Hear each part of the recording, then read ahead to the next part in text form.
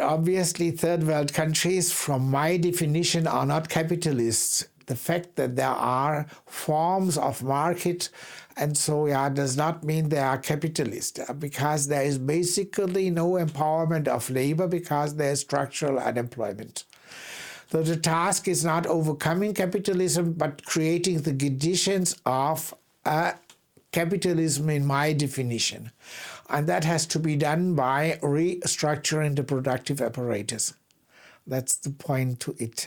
And in this process, as there is no capitalism, obviously there are many rents. And in countries like Algeria, there are many rents because of the oil rent, which is a rent coming from abroad. And as I said to you, rents are a part of the surplus. Obviously, if you can appropriate these rents, then you can use it as any other part of the surplus for investment.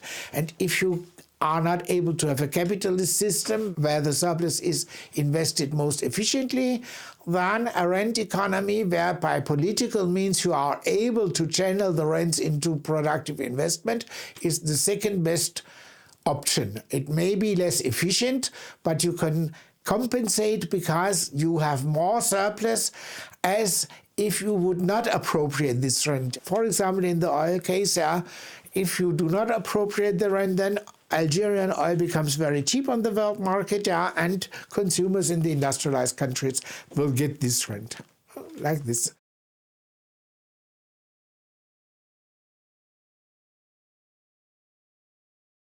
My working in Algeria was linked to the fact that I was suggesting that Algeria should use its rent for producing a productive apparatus which is caring for mass needs, and that whether this sector ultimately works by plan or by market is less important, because if labor is empowered, small-scale enterprises will react to the needs of this labor.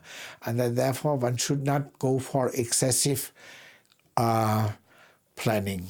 That was the basic. The task which we had was that we should demonstrate that in Algeria a distribution, a more egalitarian distribution, investing the rent for productions which care for the poor, would lead to an Algerian investment goods industry and would not reduce the growth rate of the Algerian economy, and that was what we proved.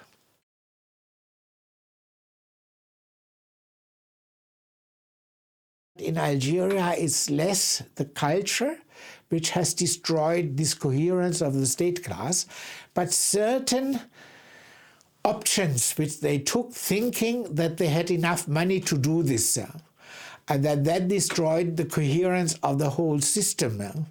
It has been rejected with very unpolite words.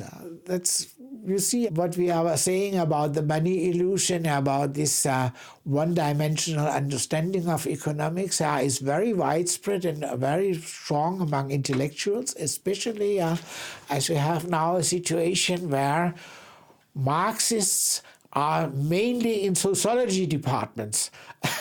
And therefore they are still worse because they have not even the rigor of thinking of Marxists in economics departments.